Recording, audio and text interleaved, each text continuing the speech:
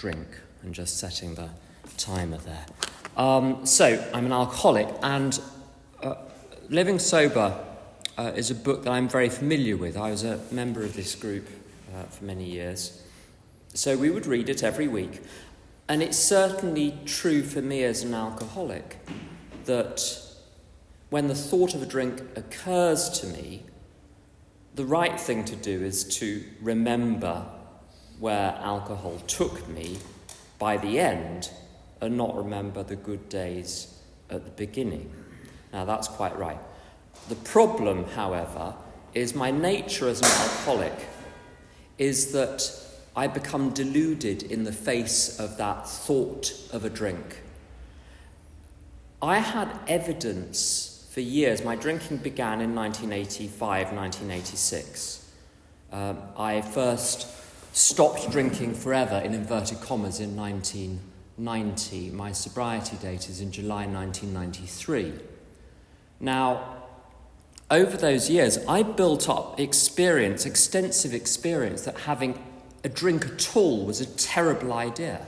There's even just getting a couple of bottles of wine in with some friends or whatever it was. I remember a particular incident in 1989, I think, where I was still at school, and I went to visit a friend at university, and I was sitting with them and all the people, and we're having a lovely time, apparently.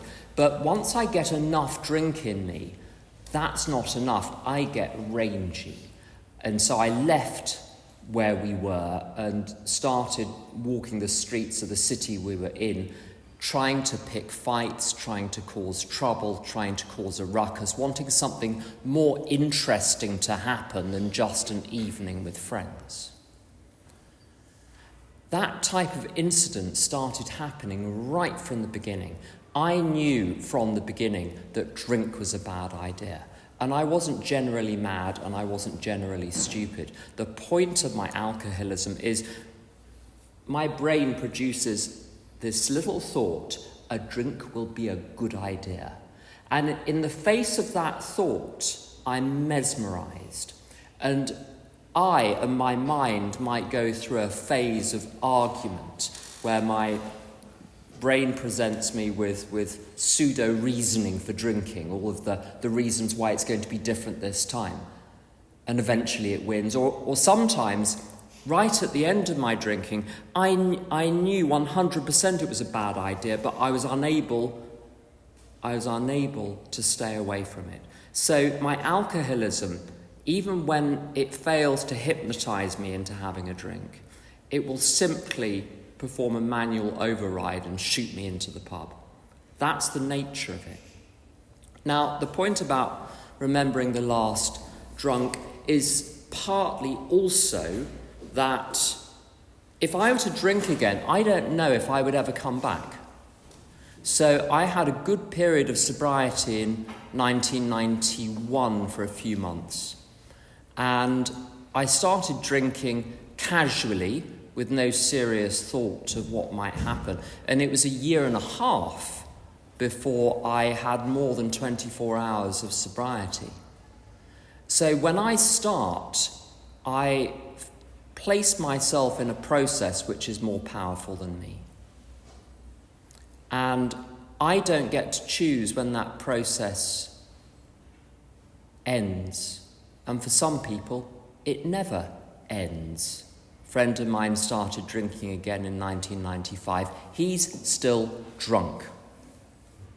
A very, very close friend of mine started drinking again 3 years ago and was dead within a year after many years of sobriety. So the most important thing in my life, by a very long chalk, is that I not have another alcoholic drink. However, fact number one, my brain will periodically produce the idea of suicide or a drink or a drug or other activities which will set me off as well. Now, that's not because there's anything wrong with my life, because there absolutely isn't, frankly, anymore. Things are very good in every department, and I was mentally ill when I got into AA, and I'm certainly not that anymore. Nothing wrong with it if you are If you're having trouble in that area, well, maybe AA will help with that along with other things. But those things have cleared up. My practical circumstances have cleared up. But the fact is, I trained my brain for many years to see alcohol and drugs as a solution. So it just churns out the thought periodically. Once every few months, the little thought flickers across the mind. That's simply going to happen. Not because anything is going wrong, not because of triggers, just because. Luck of the draw. I need to be prepared for that moment when the thought of a drink occurs. And the answer is not to try to argue with it. A friend of mine says, if you argue on the devil's territory, the devil always wins. It's like playing chess with an opponent who keeps breaking the rules. So even when you're winning, it's going to win the match at the end of the day, because it will just knock your king over, and that's the end of it. So arguing with it amplifies it, doesn't work. I need a defense against that thought, which comes from outside me, because me in the face of that thought, forget it. It's true with alcohol, true with drugs, it's true with other addictions as well. One by one, all of those had to go, the behavioural ones, because they would have led me back to a drink. Plus, they were no fun anymore. So the question is, where does that defence come from?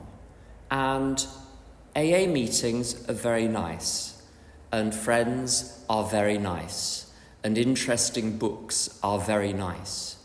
But fundamentally, I needed to undergo a change and become a different person. I needed to become someone that was not enthralled to my own mind. The fundamental problem at the absolute core of my alcoholism is that my life was centred entirely on me. If I thought something, it was true. If I wanted it, it was good for me.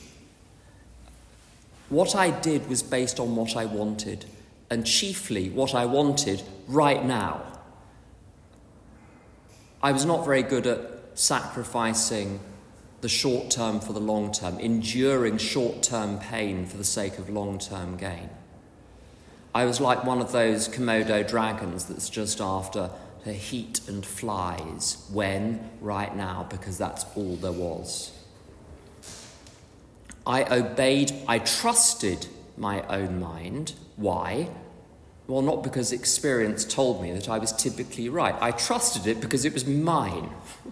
I did what I wanted when I wanted to do it. And so when I want to drink, I will drink. And that was the problem. I needed to stop living based on what I wanted.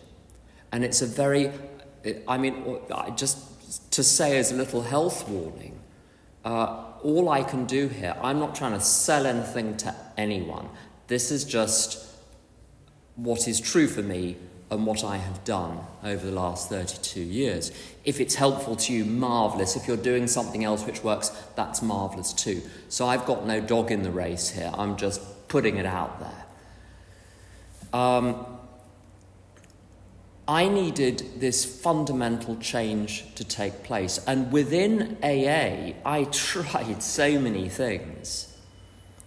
Except there's another little chapter I was toying with reading out from. Actually, I might as well see if I can find it. It's right at the end. Of course, they put it at the end. I think it's probably the most important bit. It says, when all else fails, said the old country doctor, follow directions. And after 6 months in AA, which was punctuated by periodic relapse, the puff had gone out of me. I didn't have any wind left. I didn't have any trust in myself, quite rightly, because I would get up in the morning and be unable to predict accurately whether I would get to bed that night without a drink. And the puff going out of me was the most important thing that's ever happened to me, because then I was willing to follow directions. And the conversation went something like this. It wasn't I asked people what to do and considered it carefully and then said, okay, I'll do that. I started off by saying, I'm going to do what you tell me to do. And then they told me and I did it without really thinking about whether I thought it was a good idea or not. The proof of the pudding was in the eating, and the proof of the pudding of my life was in the terrible flavour it had. It was awful on every level. So I was not to be consulted, certainly at the beginning, about what to do, how to live, what to think, where to go, because my thinking had produced the need for AA. So I was not to be trusted. Now, the ability to trust myself has come back. I'll come back to that in a moment. But essentially, at the beginning, I turned my will and life over to the sensible guidance of some much older AA members with decades of sobriety individually and certainly centuries between them.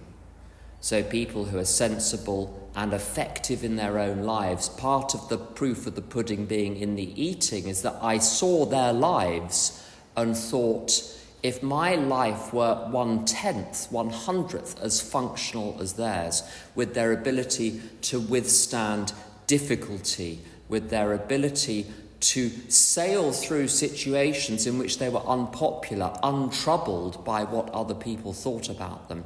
I was so impressed with that. I thought an ounce of that would transform my life. So I'm going to do what they did. A friend of mine says, if you want what we have, you do what we did, and then you'll get what we got.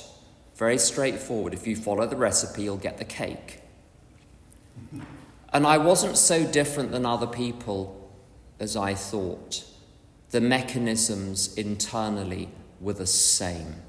So my job was simply to follow directions, and the directions were quite simple.